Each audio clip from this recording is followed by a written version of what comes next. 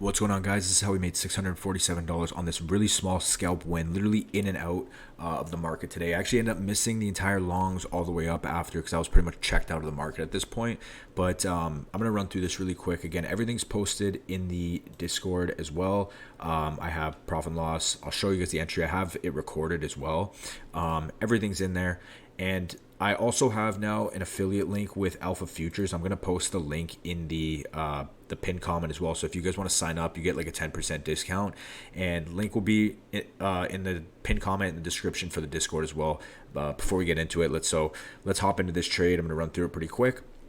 So on NQ, I actually wanted to see price go lower. I hate taking longs when we're by all-time highs personally, even though we can enter on like pullbacks. I just personally don't like taking longs at all-time highs if I don't have to, just because like you don't know when price is going to really tap out. So pretty much at the start of the day, NQ was continuing to respect this 15-minute bearish fair value gap right here, and it was just rejecting. And at this point, ES was also doing the same thing. It was continuing to respect this small 15-minute bearish fair value gap right here, and we had wicked into it. We were respecting it.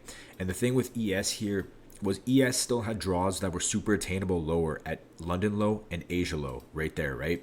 So I figured that if ES could continue to respect this 15-minute bearish fair value gap, it was likely going to want to come down and sweep out these two relative equal session lows, and then maybe we would get a bullish SMT in order to push price up, and we could see higher prices later, right?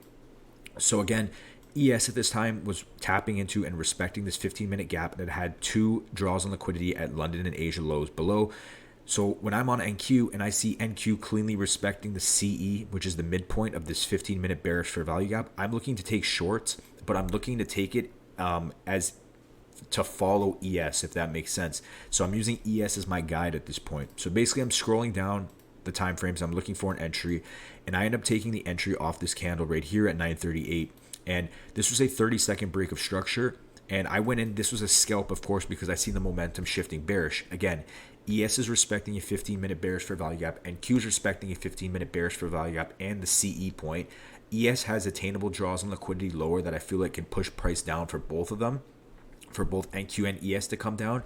And the other reason why I took this entry was because we had good correlation between the two. If you look at the same time I took this trade on 938, ES just barely inverse this 1-minute bullish fair value gap. It just barely closed below it, but this gave me the confidence to say, okay, now we have a lower time frame inversion on ES. We're respecting out of a 15-minute bearish fair value gap. We have attainable draws lower at London low and Asia low. I'm assuming ES is going to dump down and pull NQ down with it. So basically, I took the entry on NQ just because we had a little bit of a cleaner setup delivering out of that CE point. So I took the entry right there off that bearish close and stops above the wick. And basically, I just took full take profit at around 942, which was right when ES took out, or 942 or 943, right when ES had taken out the Asia low. And on top of that, on NQ, this was at the same point we tapped into the true day open. So if you see this light green line, that was the true day open. So pretty much just a quick scalp in and out. Again, just to go from the top, price was delivering out of this 15-minute bearish fair value gap on NQ and on ES. Same thing, ES is respecting this 15-minute bearish fair value gap. ES has draws lower at London and Asia low. We scale down. We're looking for the correlation between NQ and ES.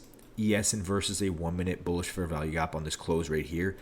NQ gives us a 30-second break of structure and a 1-minute bearish close. I take the entry on NQ, and I take full profit as soon as ES sweeps out the Asia low, and also as soon as NQ taps that true day open. We only end up catching about 1.47 R, so not bad. But after that, price comes down. We get that SMT off the lows like I figured was going to happen, and then we get that push up. Again, I was pretty much checked out at that point, so I kind of missed those longs, but I don't really care. I already made my profit in and out of the day. So yeah, and again, I don't really like taking longs when we're at all-time highs, just personally, unless we get a deeper pullback. But yeah, it's going to wrap it up from you guys. Hope you guys enjoyed this one. Again, link for the Discord is in the pinned comment and description if you guys want to sign up for Alpha Futures, which is an S-tier firm. Great with the payouts. Everything's great with them. I just started with them recently. So if you guys do want to join, use that sign-up link. You'll get 10% off or the best discount available. Anyway, I'll be back with another video soon, and I'll talk to you guys in the next one. Peace.